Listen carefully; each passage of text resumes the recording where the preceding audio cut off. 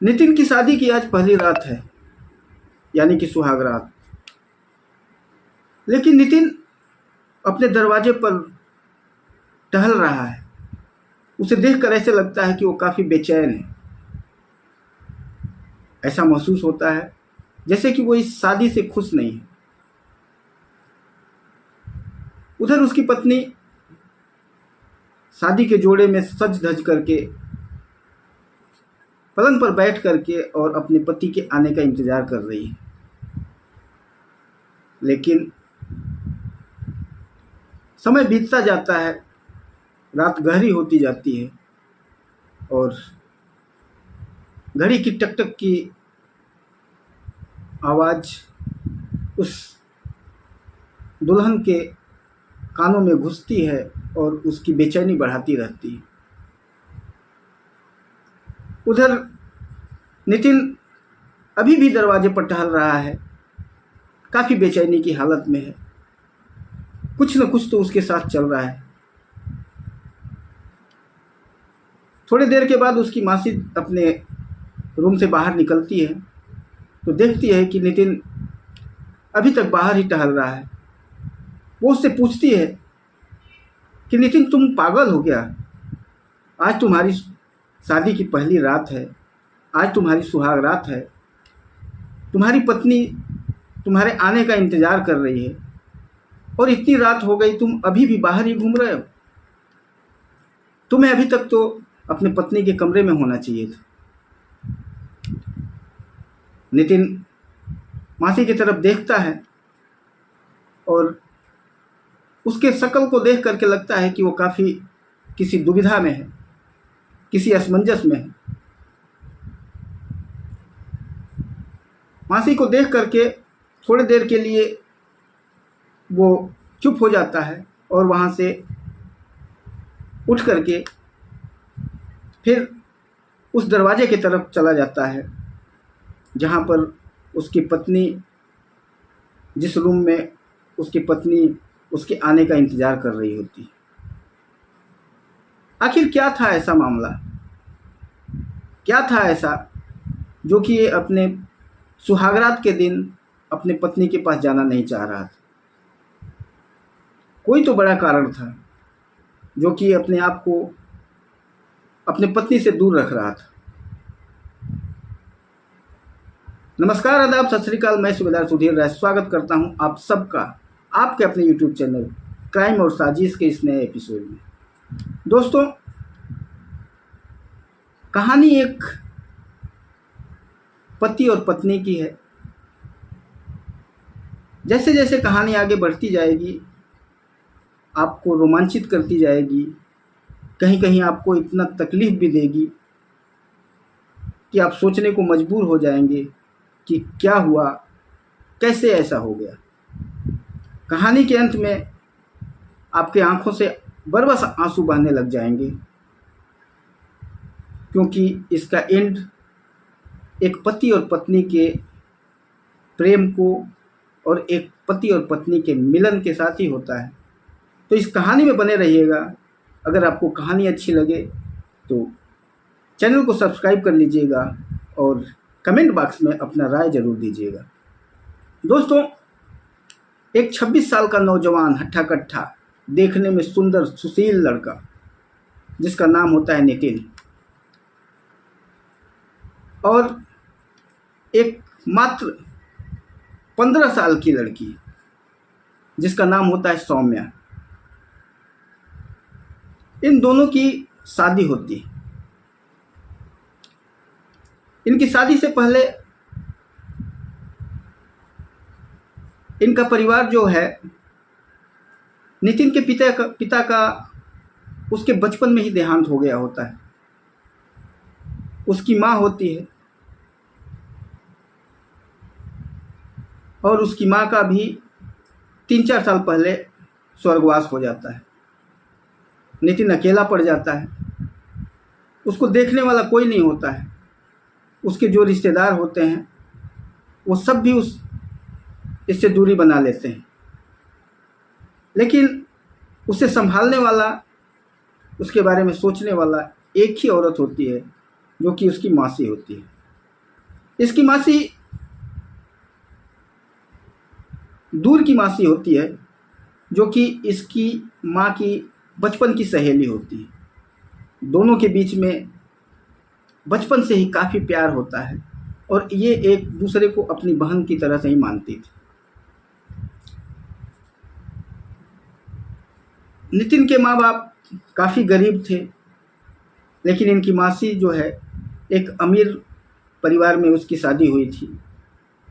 काफ़ी ख़ानदानी लोग थे, काफ़ी पैसे रुपए वाले लोग थे। तो ये मासी जो है हमेशा नितिन की माँ का मदद करती रहती थी। इवन जब माँ बीमार हुई तो उसके दवा की भी पूरा, उसके ट्रीटमेंट का भी पूरा खर्चा ये मासी ने ही उठाया था। इसलिए इस मासी का नितिन के जीवन पर, नितिन के परिवार के ऊपर पूरा अधिकार था और नितिन भी इस चीज़ को मानता था कि अगर जीवन में कभी भी मासी को मेरी कोई भी ज़रूरत पड़े, अगर मुझे जान भी देना होगा तो मैं मासी के लिए अपनी जान भी देने के लिए तैयार हूँ। इतने ज़्यादा एहसान मासी का हमारे परिवार के ऊपर है। दिन बीतता जाता है। जब नितिन के माँ का स्वर्गवास होता है और नितिन अकेला हो जाता है तो वो अपने मामा के पास जाता है, लेकिन उसका मामा कुछ दिन उसको रखता है, उसके बाद उससे इतना काम लेने लगता है। काम लेने के अलावा उसको ताने मारता है, उसको आवारा नकारा बोलता रहता है। नितिन तंग होकर के फिर एक बार अपनी मासी को बताता है। मासी बोलती है, बेटा तुम चिंता मत करो, तुम मेरे पास आ जाओ। और नितिन फिर अपनी मासी के पास चला जाता है। इधर मासी के पति का भी स्वर्गवास हो गया होता है। अब मासी भी घर में अकेली होती है। उसकी एक 13 साल की बिटिया होती है। वो 13 साल की बेटी और मासी उसकी, ये दोनों अकेले रहती हैं। तो मासी भी सोचती है कि नितिन आ जाएगा तो हमारे घर में थोड़ा मदद हो जाएगा, उसके जो बिज़नेस वगैरह थे उसमें नितिन का थोड़ा हाथ बढ़ जाएगा और उसके परिवार में जो खालीपन है वो भी भर जाएगा और नितिन का भी अकेलापन दूर हो जाएगा। वो नितिन को बुलाती है। नितिन आ जाता है और एक अच्छा सा रूम नितिन के लिए दे देती है कि तुम इसमें रहो और तुम्हें जो करना है करो, तुम्हें किसी भी तरीके का टेंशन लेने की ज़रूरत नहीं है, किसी भी तरीके का कोई चिंता नहीं है, तुम आराम से रहो और खाओ पियो, कोई परेशानी नहीं है। नितिन बड़ी खुशहाली के साथ रहता है मासी के साथ। मासी का अगर कोई छोटा मोटा काम होता है तो उसको भी वो कर लेता है, संभाल लेता है। बाकी वो घर से मैक्सिमम टाइम बाहर ही रहता है, अपने लिए जॉब ढूंढ रहा होता है या कुछ न कुछ आउटसोर्सिंग का काम करता रहता है। मासी को कभी इस चीज़ से कोई गिला शिकवा नहीं था कि तुम हमेशा बाहर ही रहते हो, क्योंकि मासी के पास कई ऐसे नौकर चाकर थे जो कि काम करते थे घर का। मासी बहुत ही प्यार करती थी नितिन के साथ। लेकिन समय बीतता जाता है और ऐसे करते करते 2 साल बीत जाता है और मासी को एक दिन अचानक हार्ट अटैक आ जाता है। हार्ट अटैक आने के बाद नितिन उसे हॉस्पिटल लेकर के जाता है तो डॉक्टर्स बोलते हैं कि इनको कभी भी किसी भी तरीके का कोई टेंशन नहीं देना, नहीं तो इस बार तो इनकी जान बच गई, लेकिन अगर अगली बार दोबारा हार्ट अटैक आएगा तो इनको बचाया नहीं जा सकता। वहाँ से वापस नितिन मासी को लेकर के आता है, काफ़ी सेवा सत्कार करता है। अब मासी को अब ये चिंता सताने लगती है कि मेरी जो अभी बेटी 15 साल की होने जा रही है, मेरे जाने के बाद इसका क्या होगा, मैं कब मर जाऊंगी कोई ठिकाना नहीं है, लेकिन मेरे जाने के बाद मेरी बेटी अनाथ हो जाएगी, इसको कौन संभालेगा, कौन देखेगा। सोचते सोचते उसके दिमाग में आता है कि इस लड़की के लिए नितिन से अच्छा कोई जमाई नहीं हो सकता है, तो क्यों ना इसका हाथ नितिन के हाथों में दे दिया जाए। और वो नितिन से बात करती है। जब वो नितिन से बात करती है तो नितिन काफ़ी परेशान हो जाता है, क्योंकि कहाँ नितिन की उम्र 26 साल और कहाँ एक बच्ची 15 साल की। नितिन ने कभी सपने में भी नहीं सोचा था कि मासी अपने उपकारों का बदला इस तरीके से लेगी। लेकिन मासी भी वो माँ थी, वो अपने प्यार, अपने बच्चे के लिए कुछ भी करने के लिए माँ हमेशा तैयार होती है, और वही अपने बेटी के प्रति उसका प्यार इस तरीके का रिलेशन करने के लिए तैयार होता है। और एक्चुअल में सही भी था, क्योंकि नितिन उनके घर का लड़का था। नितिन के बारे में वो सब कुछ जानती थी। नितिन के अंदर कोई भी ऐसा ऐब नहीं था। नितिन मेहनती था। तो मासी ने सोचा कि सौम्या की शादी नितिन के साथ ही कर दिया जाए। नितिन को काफ़ी कहती है, लेकिन नितिन हमेशा मना करता रहता है। वो कहता है कि मैं कभी भी सौम्या को इस नज़र से देखा ही नहीं, कभी भी मैं इसको पत्नी स्वीकार ही नहीं कर सकता हूँ। एक तो सबसे पहले तो उसकी उम्र छोटी है, वो अभी इस रिश्ते को बनाने के लायक नहीं है। दूसरी चीज़, हम एक घर में रहते हैं, एक परिवार की तरह से रहते हैं। मेरा दिल गवाही नहीं दे रहा है कि मैं उसके साथ शादी करूं और उसके साथ रिलेशन बनाऊं। तीसरी चीज़, अगर शादी कर भी लेता हूं और अगर कोई कंप्लेन जा कर के पुलिस को कर देगा तो पुलिस मुझे उठा ले जाएगी, मुझे जेल हो जाएगा और मेरे आगे की ज़िंदगी पूरी बर्बाद हो जाएगी, क्योंकि अभी वो बालिग नहीं है और नाबालिग से शादी करने पर एक जुर्म है और उस जुर्म की सज़ा मुझे कभी भी मिल सकता है। मासी को बहुत समझाता है, लेकिन मासी के ऊपर तो सिर्फ यही भूत सवार था कि किसी भी तरीके से अपनी लड़की की शादी कर दिया जाए। और फिर यही सोचते सोचते मासी को एक बार फिर अटैक आता है और फिर उसको हॉस्पिटलाइज किया जाता है, लेकिन ऊपर वाले की दया से फिर मासी की जान बच जाती है।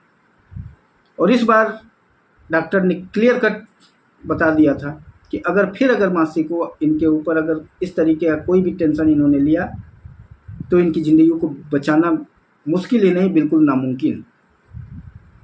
नितिन काफ़ी विचार में पड़ जाता है। रात भर जग करके सोचता रहता है कि क्या करूं।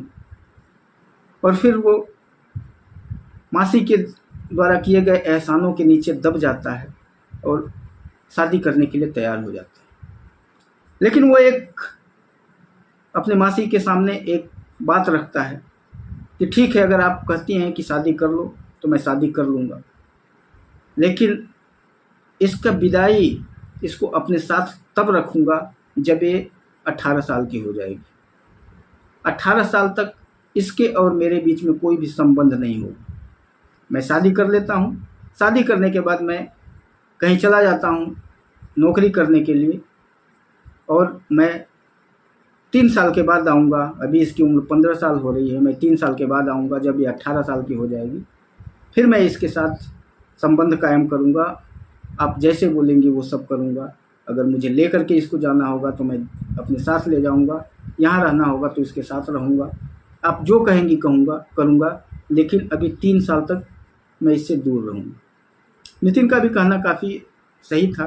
नितिन एक ईमानदार लड़का था, देश दुनिया के बारे में सोचता था, समाज के बारे में उसकी अच्छी जानकारी थी, सामाजिक रिश्ते को वो काफ़ी अहमियत देता था। लेकिन उसकी मासी इस बात को मानने के लिए बिल्कुल तैयार नहीं होती। वो इसको कहती है कि आज तुम अच्छा जॉब पकड़ लोगे, तुम क्वालिफाइड हो, तुम पढ़े लिखे हो, तुम अच्छी नौकरी पकड़ लोगे तो हज़ारों लड़कियां तुम्हें मिलना शुरू हो जाएंगी, और तुम शादी करके जाओगे और वहाँ जाकर के किसी दूसरे के साथ शादी कर लोगे तो कौन तुम्हें रोकेगा? तुम्हारे कोई बाल बच्चे भी नहीं हैं कि उसके वजह से तुम वापस आओगे। तुम तो यहाँ से शादी करके चले जाओगे, वहाँ किसी से तुम्हारा अगर संबंध बन गया तो उसके साथ शादी करके वहीं रह जाओगे, फिर तुम दोबारा देखने के लिए सौम्या को नहीं आओगे। अगर तुम्हारा कोई संतान होता, कोई बच्चा होता, तो उसके बच्चे की चिंता से तुम वापस आ भी सकते थे, लेकिन अभी तो कोई भरोसा नहीं है। इसलिए तुम्हें शादी करना है और शादी करने के बाद सौम्या के साथ संबंध बनाना है। एक्चुअल में उसकी मासी का यही सोच था कि इन दोनों की शादी करा दिया जाए, इनके बीच में संबंध बन जाए और बहुत जल्दी कोई संतान की प्राप्ति हो जाए। उसके बाद मुझे कोई भी बीमारी हो, कोई भी दिक्कत हो, मैं अगर नहीं भी रहूं तो भी मेरे बेटी का जीवन बच जाएगा, वो संभल जाएगी, क्योंकि संतान होने के बाद ये भी इसको छोड़ेगा नहीं। काफ़ी बातें होती हैं, काफ़ी आपस में तनाव होता है, लेकिन अंत में एहसान के बोझ के नीचे दबा हुआ नितिन अपनी मासी की बात को मानने के लिए मजबूर होता है। मंदिर में शादी हो जाती है। शादी में ज़्यादा हल्ला गुल्ला शोर शराबा नहीं किया जाता है, ज़्यादा लोगों को बुलाया नहीं जाता है। कुछ गिने चुने अपने जो रिश्तेदार होते हैं उन्हीं को बुला करके और शादी कर ली जाती है। शादी हो जाता है। शादी के बाद जब नितिन शादी करके आता है, दुल्हन बनी सौम्या अपने रूम में सज धज करके अपने पति के आने का इंतज़ार कर रही होती है, लेकिन नितिन नहीं जाता है, रूम में नहीं जाता है, बाहर घूमता रहता है, बेचैनी की हालत में होता है। सोचता रहता है कि मैं कैसे एक 15 साल की एक अबोध बच्ची के साथ रिलेशन कायम करूं। जब वो घूमता रहता है, बेचैनी की हालत में होता है, तब तक उसकी मासी रूम से बाहर निकलती है। तकरीबन रात के 11 साढ़े 11 बज रहे होते हैं। वो देखती है कि अभी तक ये ऐसे ही बाहर घूम रहा है, अभी तक ये इसको अपने पत्नी के साथ होना चाहिए। वो उसको कहती है कि तुम यहाँ पर क्या कर रहे हो? तुम्हें तो अभी सौम्या के साथ होना चाहिए था, आज तुम्हारी सुहागरात है, तुम्हें तो अभी आज सुहागरात मनाना चाहिए था। वो उसे डांटने लगती है और नितिन काफ़ी परेशानी और काफ़ी दिक्कत में रहता है और वैसे ही टहलता रहता है। लास्ट में जब काफ़ी उसकी मासी बोलती है तो फिर वो वहाँ से उठता है और सीधे अपनी पत्नी के कमरे की तरफ चला जाता है। वहाँ जाता है तो दरवाज़ा खुला होता है, दरवाजे में घुस जाता है और पत्नी के पास जाता है। पत्नी भी उसको देख करके काफ़ी खुश होती है। वहाँ जाने के बाद वहाँ से वो बेड से एक तकिया उठाता है और सामने पड़े सोफे पर जा कर के लेटने लगता है। जब वो सामने पड़े सोफे पर लेटने लगता है तो सौम्या काफ़ी परेशान होती है, सोचती है कि ये क्या हो रहा है। आज हमारी सुहाग रात है और मैं सुहाग की साड़ी में यहाँ पर इस पति का इंतज़ार कर रही हूँ। रात के 11:30 पौने 12 हो रहे हैं और पति को क्या है कि ये जा कर के सोफे पर सो रहा है। मतलब इस पति को सुहाग रात से कोई मतलब नहीं है, यानी ये इस शादी से बिल्कुल खुश नहीं है। सौम्या कहती है कि आप उस सोफे पर मत सोइए, क्योंकि सोफ़ा छोटा है और आपकी हाइट काफ़ी लंबी चौड़ी है, तो आप अच्छे से सो नहीं पाएंगे, आप पूरी रात तकलीफ़ में रहेंगे। इसलिए आप आ जाइए, इस सोफ़े पर सो जाइए और मैं जा कर के नहीं, आप आ जाइए, इस बेड पर सो जाइए और मैं जा कर के सोफ़े पर सो जाऊंगी। नितिन वहाँ से उठता है और आकर के बेड पर सो जाता है। और बेड पर सोने के बाद सौम्या से भी बोलता है कि तुम्हें भी सोफ़ा पर जाने की ज़रूरत नहीं है, तुम भी सो जाओ, दोनों ही सो जाएंगे, लेकिन एक बात याद रखना, मुझे सोने देना, मैं थका हुआ हूँ, और तुम भी चुपचाप सो जाओ। और ये जो तुमने गहने और ये इतना भारी भारी कपड़े पहना हुआ है, इस सब को उतार दो और कुछ हल्के कपड़े पहन करके और तुम आराम से सो जाओ।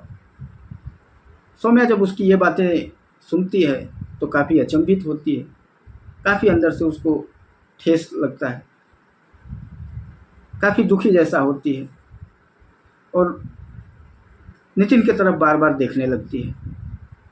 क्योंकि हर औरत, हर लड़की यही सोचती है कि उसकी शादी होगी, शादी के दिन सुहागरात जब होगा तो उसके साथ उसके पति के अच्छे संबंध बनेंगे, काफ़ी खुशी और काफ़ी चीज़ें वो काफ़ी दिनों से सोचती आ रही होती है अपने सुहागरात के बारे में, अपने शादी के बारे में। और यहाँ तो सब कुछ उसका बिखरता जा रहा था। सौम्या काफ़ी दुखी लहजे में वहाँ से उठती है और चली जाती है, अपना सब कुछ गहने वगैरह उतार करके और एक हल्का कपड़ा पहन करके आती है और लेट जाती है।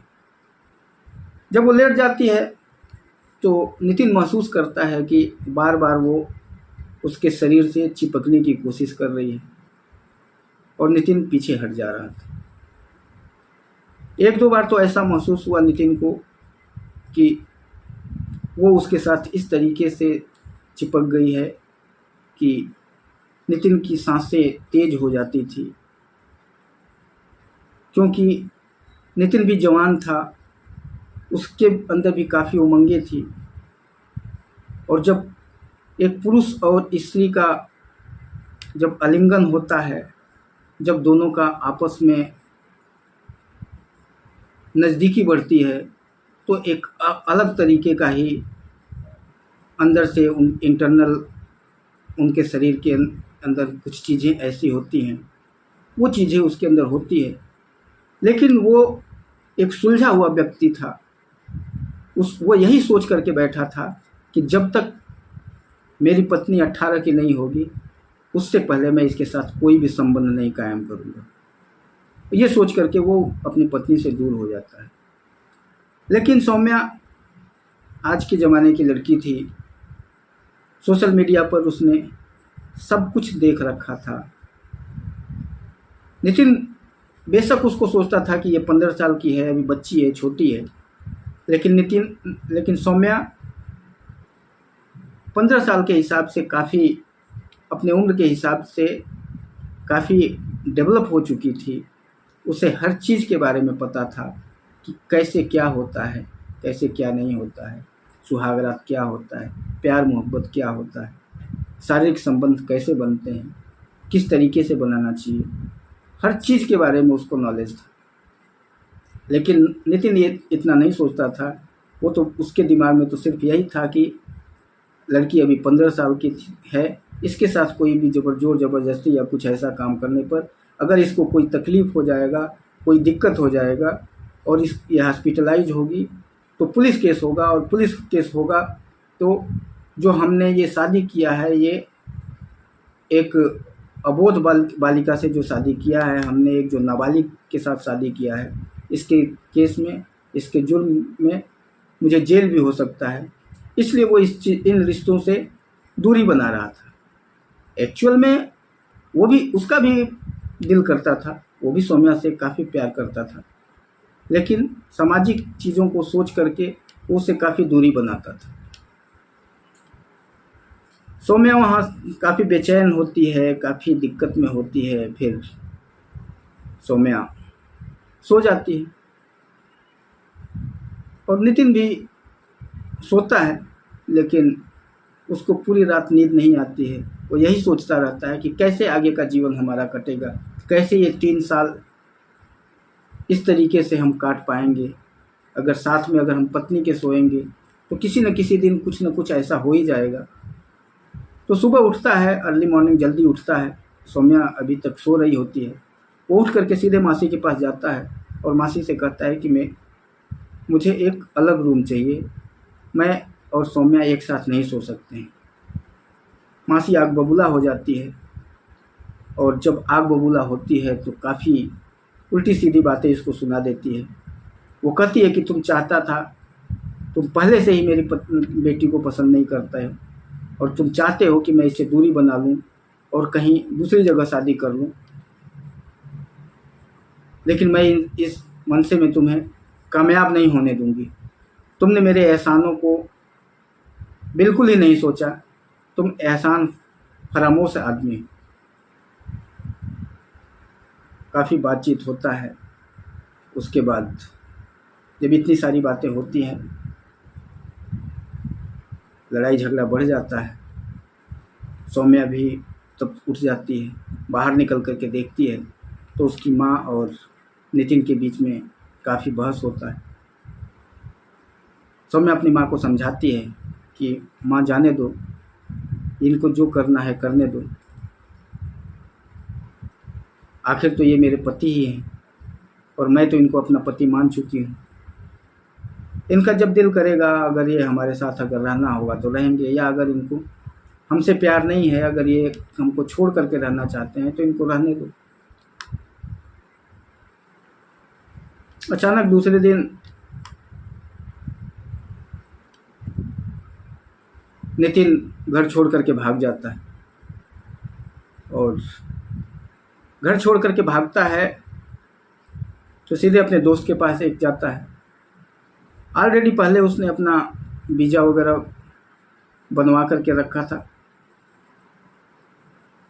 उसका एक दोस्त जो है सऊदी अरब में काम करता था, और फिर वो उस दोस्त के थ्रू, वीज़ा ऑलरेडी पहले से उसके पास था, और उस दोस्त के थ्रू और विदेशों में जो लोगों को भेजने वाली एजेंसियां हैं उनके थ्रू ये सऊदी अरब चला जाता है। सऊदी अरब चला जाता है, लेकिन इसका दिमाग हमेशा अपनी पत्नी सौम्या की तरफ ही होता है, अपनी मासी के बारे में सोचता रहता है। और इधर इसके सऊदी अरब जाने के 2-3 दिनों के बाद ही उसके मासी का हार्ट अटैक आता है और उसकी मासी स्वर्गवासी हो जाती है। ये तो सऊदी अरब चला जाता है, वहाँ पर इसको एक जॉब भी मिल जाता है और ये जॉब करने लग जाता है। इधर सौम्या को देखने वाली जो माँ थी वो माँ भी ख़त्म हो गई। अब सौम्या का खर्च वर्च चलाने के लिए कुछ भी नहीं होता है। उसके पिता की थोड़ी बहुत पेंशन आती है, उसी से उस बेचारी का काम चलता है। सौम्या काफ़ी दुखी हो जाती है। एक तरफ माँ का साया उससे छूट जाता है, दूसरी तरफ जिससे उसने शादी किया था, जिसके साथ उसने जीवन बिताने के लिए तैयार थी, जिसको अपना सर्वस्व न्यौछावर करने के लिए वो तैयार थी, वो भी उससे मुंह मोड़ करके चला गया। अब इसके जीवन में कुछ भी नहीं बचा था। लेकिन सौम्या हिम्मत वाली लड़की थी। वो जीवन कई बार तो उसके दिमाग में आया कि वो अपना सुसाइड कर ले, लेकिन उसने अपने आप को संभाला, और उसके अंतरात्मा से आवाज़ आती थी कि अगर मेरा प्यार सच्चा होगा, अगर मैं सच्ची होऊंगी, तो एक दिन मेरा पति ज़रूर वापस आएगा। और इसी इंतज़ार में वो अपने घर में रहने लग जाती है। देश दुनिया से कट जाती है, लोग उसके पास आना बंद कर देते हैं, अकेले एक रूम में पड़ी रहती है। धीरे धीरे उसकी मानसिक स्थिति भी खराब होने लग जाती है। कभी खाना खाती थी, कभी नहीं खाती थी, कभी कोई ले आकर के थोड़ा बहुत दे दिया तो उसको खा लेती थी, नहीं तो ऐसे बिना नहाए धोए पागलों की तरह से पड़ी रहती थी। बाल उलझे हुए, शरीर पर गंदगी है, और एक रूम में एक टूटी हुई चारपाई पर पूरी दिन रात पड़ी रहती थी। सिर्फ एक यही उसको आशा थी कि हो सकता है कि कभी भी अगर उसके प्यार में सच्चाई होगी तो उसका पति वापस आएगा। उधर नितिन सऊदीया में अच्छी जॉब करने लग जाता है, अच्छा पैसा कमाने लग जाता है। धीरे धीरे उसके समय बीतने लग जाते हैं, लेकिन वो भी अपने पत्नी को काफ़ी प्यार करता था। हमेशा उसका ध्यान सिर्फ सौम्या की तरफ ही होता था। जब भी शाम को अपने काम से लौटता था तो वो घंटों तक बैठ करके सौम्या के बारे में सोचता रहता था कि क्या कर रही होगी सौम्या। अब तो सौम्या 17 साल की हो गई होगी, अब क्या चल रहा है उसके अंदर, उसके कहीं ऐसा तो नहीं है कि सौम्या की माँ ने सौम्या की दूसरी शादी कर दिया। कई चीज़ें, कई उलझनें उसके दिमाग में चलती रहती थी। कभी सोचता था कि ये सब छोड़ छाड़ करके सीधे सौम्या के पास चला जाऊं और सौम्या से मिलूं। यही सोचते सोचते, करते करते समय बीतता जाता है और 2 साल हो जाते हैं। और इन 2 सालों में के बाद उसके वीज़ा का भी अवधि ख़त्म हो जाता है, कॉन्ट्रैक्ट पीरियड ख़त्म हो जाता है। और फिर 2 साल के बाद वो, उसका दोस्त बोलता है कि इसकी अवधि बढ़वा लेते हैं, इसका कॉन्ट्रैक्ट पीरियड बढ़वाते हैं। लेकिन नितिन तो बेचैन था, नितिन तो पागल हो रहा था। किसी तरीके से उसने बिना सौम्या के बिना 2 साल काटा था। वो सोच रहा था कि कब भाग करके जाऊं, कैसे जाऊं कि सौम्या से जा कर के मिलूं। वो कहता है अपने दोस्त से कि नहीं, मुझे अब कुछ नहीं करना है। मैं सबसे पहले, अब मेरी पत्नी की उम्र 17 साल बीत चुकी है, 18वां साल शुरू हो गया है और इसी दिन का मैं इंतज़ार कर रहा था। मुझे अब उससे मिलना है। अब मुझे किसी जॉब की ज़रूरत नहीं है। मैं सबसे पहले अपने पत्नी को, अपने पति और पत्नी का फ़र्ज़ निभाना चाहता हूँ। और जो 2-3 सालों से जो मेरे पत्नी का मुझसे आशा था, जो मेरी पत्नी का हक मेरे ऊपर बनता है, उस हक को सबसे पहले अदा करना चाहता हूँ। और वो वहाँ से चला जाता है, आता है, इंडिया आता है। इंडिया आने के बाद सीधे अपने पत्नी के घर जाता है, सौम्या के घर जाता है। तो वहाँ का हालत देख करके पागल हो जाता है। सौम्या की कंडीशन जब देखता है तो देखने के बाद उसके आँखों से अपने आप आंसू बहने लग जाते हैं। सामने एक टूटी हुई चारपाई पर सौम्या पड़ी हुई है। उसके बाल उलझे हुए हैं, शरीर काला पड़ गया है, शरीर सूख करके हड्डियों का ढांचा बन चुका है।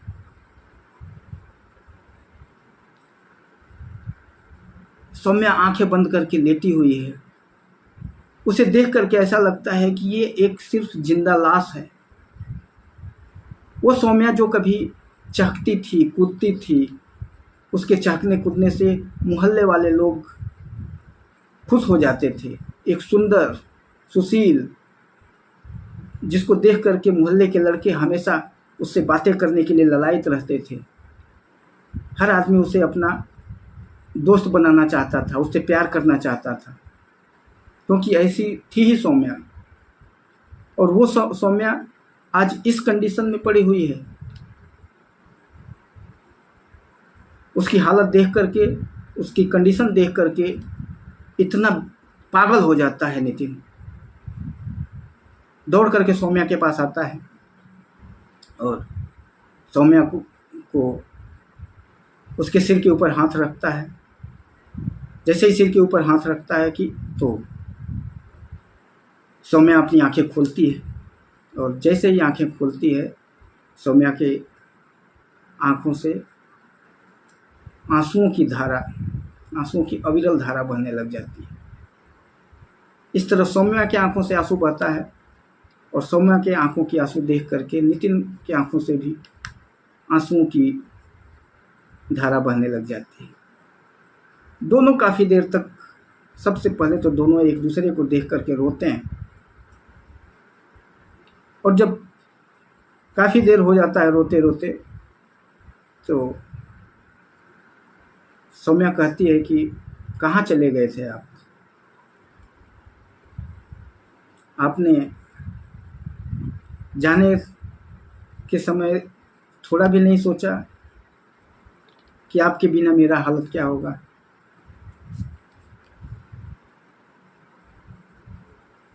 इधर नितिन सौम्या से पूछता है कि ये क्या हालत बना रखी हो, क्या हो गया है तुम्हें, क्यों ऐसे पागलों की तरह से हो गई हो, क्या हो गया तुम्हें कुछ खाना पीना नहीं मिलता था, क्यों सूख गई हो, तुम्हारे शरीर काला पड़ गया है, तुम्हारी सुंदरता कहाँ चली गई? सौम्या कहती है कि जब जिसका पति ही उसके साथ ना हो, जिसको वो प्यार कर रही थी, जिसको प्यार करती थी, वही उसके साथ ना हो, उसके परिवार में उसके माँ बाप ना हो, तो वो फिर क्या कर सकती है। सौम्या रोती रहती है, नितिन भी रोता रहता है। फिर जब इनकी आंसुओं की धारा जब शांत होती है तो नितिन उसे गोद में उठाता है, सौम्या को, और सीधे लेकर के हॉस्पिटल जाता है। जब हॉस्पिटल जाता है, डॉक्टरों के पास लेकर के जाता है, जब उसको चेकअप उसका होता है तो डॉक्टर बोलते हैं कि सौम्या को टीबी है और इसका ट्रीटमेंट अगर जल्दी से जल्दी नहीं कराओगे तो इसकी मौत भी हो सकती है। नितिन ट्रीटमेंट करवाता है। ट्रीटमेंट करवाने के बाद कुछ दिनों के बाद सौम्या ठीक हो जाती है, और जब ठीक हो जाती है तो फिर घर लेकर के आता है। उसी बीच में सौम्या से वो पूछता है, सौम्या सब कुछ बताती है कि तुम्हारे जाने के बाद मेरी माँ को हार्ट अटैक आ गया था। माँ को हार्ट अटैक आ गया था तो उसकी मौत हो गई, और जब मौत हो गई तो मैं बिल्कुल अकेले हो गई, और मैंने कई बार सोचा कि सुसाइड कर लूँ, लेकिन सिर्फ इसी इंतज़ार में मैं रुकी रही कि हो सकता है कि तुम वापस कभी आओगे। नितिन उसे गोद में उठा करके और पलंग पर लेकर के जाता है, और उसके शरीर को, उसके चेहरे से लेकर के पूरे शरीर पर चुंबनों की बौछार कर देता है। दोनों आलिंगनबद्ध हो जाते हैं, और आज तक जो उनके बीच में संबंध नहीं बने थे वो सारी दीवारें टूट जाती हैं। पति पत्नी का रिश्ता कायम होता है, और फिर दोनों अपने जीवन के आनंद पथ पर अग्रसर हो जाते हैं। बस यही पर कहानी का समाप्ति होती है। सौम्या अपने प्यार को पा करके काफ़ी खुश हो जाती है, और नितिन भी सौम्या को पा करके काफ़ी खुश होता है। थोड़े दिनों के बाद, 9-10 महीने के बाद, उनको एक पुत्र रत्न की प्राप्ति होती है, और उनका परिवार पूरा एक परिवार बन जाता है, और खुशी खुशी उनकी ज़िंदगी कट रही होती है। बस कहानी की समाप्ति यहीं पर करते हैं। फिर मिलेंगे किसी ऐसे ही अच्छी स्टोरी के साथ। तब तक के लिए जय हिंद, जय भारत, वंदे मातरम। और हाँ, अगर आपको ये कहानी अच्छी लगी हो तो हमारा मोरल अप करने के लिए और ऐसी कहानी और लेकर के आने के लिए हमारे चैनल को सब्सक्राइब कर लीजिएगा, कमेंट बॉक्स में अपना राय दीजिएगा, और इस वीडियो को ज़्यादा से ज़्यादा शेयर करने की कोशिश कीजिएगा। जय हिंद।